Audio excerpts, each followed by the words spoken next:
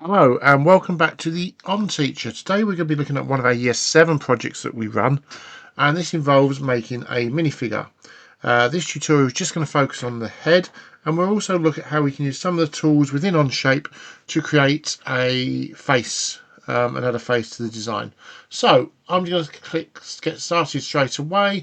Remember, it's left click should be the red circles and blue click should be the right mouse button. So I'm just going to start create document, and I'm going to put this into minifigure.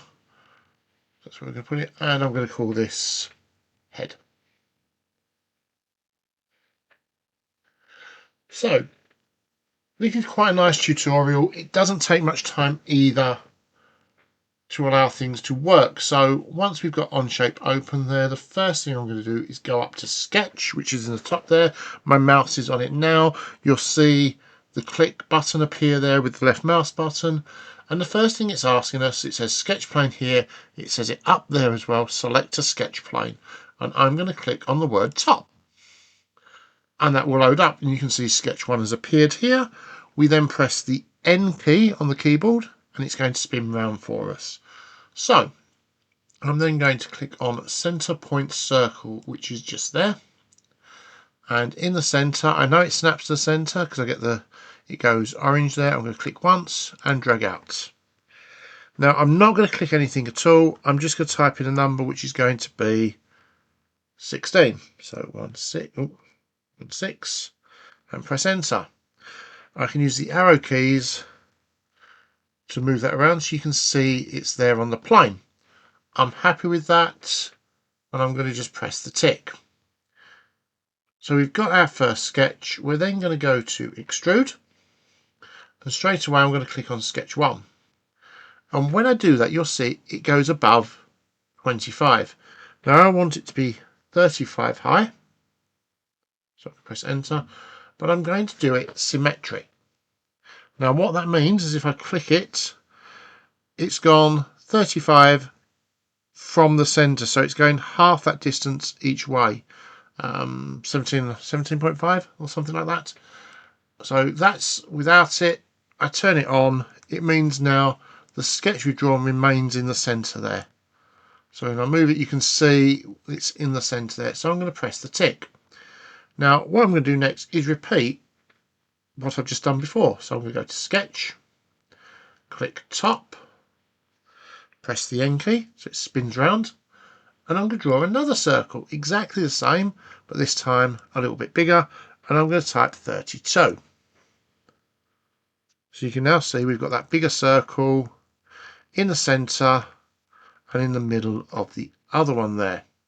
So we can press the tick, we can press extrude, and I'm going to type 30 and symmetric again. Now nothing's happened because I haven't clicked sketch 2. When I click that, you can see how it goes on there, and it might be we think actually 28 looks a bit better. So there's my height, so it's 28 there.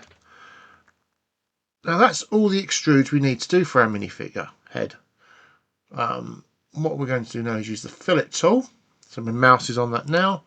We can use this. The first one is at 5, so I'm going to click the top and the bottom, and it's starting to resemble a well-known brand.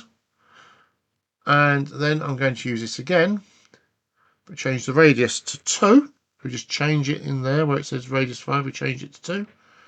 And I'm going to click this top piece. And if I just use my scroll wheel to zoom in there, you can see how we've got that top piece on there. So the next stage is we need to put a hole in the bottom. Now you could just extrude a hole. That would be one way of doing it. I like to use the shell tool. So I'm going to click on shell. I'm going to click that bottom there, and I'm going to set my shell thickness to 3, which should give me a 10mm hole in the middle there. Now that is pretty much the basic figure. It's obviously got no details or anything on it, but that is the basic figure. Now comes the clever bit. I'm going to warp a pattern onto that. So the first thing I'm going to do is go to plane, and it says entities, so I'm going to pick the front plane this time, and you'll see it comes up default 25. So if I use my arrow keys, you can see that plane is off 25. Now if I want it to be touching, because it was 32, I'm going to put it to 16 there and press the tick. And then if I press N again, I might have to spin it around manually in this case. I'm going to click on the front there. So we're now drawing on that plane. So if I do sketch plane 1, you can see I've pressed the N key on there. I'm now going to draw in the face for my figure. So I'm going to use the circle tool. So circle's up there, and I'm going to go in and draw a circle. I can resize that to 5. And I'm going to draw a face. So I'm just going to do a bit of a grumpy face there. So that's one side. I'll press escape to cancel. I'm then going to draw the other half of it. It's going to come down, up, and press escape. Doesn't have to be perfect. This is just the design I'm going for. Once I've drawn it, I'm going to highlight, so make sure nothing's selected. So just to show you how to do that, we're going to press the escape key just to clear everything. I'm going to draw around everything so it's highlighted. Go up to the top there and press mirror. And the mirror line is in the middle there. And if you look, I'll have to spin it around. We've now got that face in front of our part there. If I put it into isometric, hopefully you can see that there. So I'm just going to move this around. So now comes I'll say the clever bit. And I always forget where this is because I'm using different tools or a layout than at home. So I'm looking for the warp feature,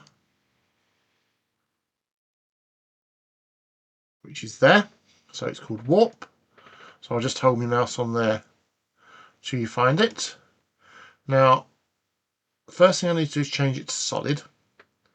And it says tools. Now tools is sketch 3. So it's the part we do. And the target is that curve.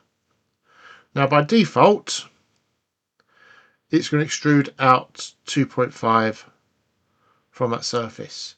If I change it to remove, change it to 1mm and press the enter, you'll now see it's going in 1mm. I can even do it to 0.5. And you've got that 0.5 cut out in there for your Lego figure. Now to make it more realistic, we can go over to the appearance panel. I'll change my base colour to yellow. And then I'm going to add a second colour.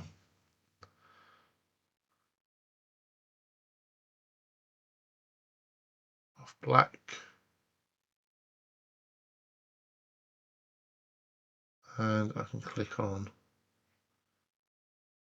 all them parts, press the tick, minimize that out, and we've got something that looks very familiar to a well-known toy brand, which I won't mention. And if you want to take a screenshot of it, if we just click all the planes off there, so they're hiding, you've got a nice image there that you could screenshot and put into a student's work. Again, thanks for watching. That's covered the basics of Extrude as well.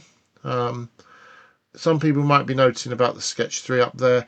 It's just because I haven't constrained any of these parts.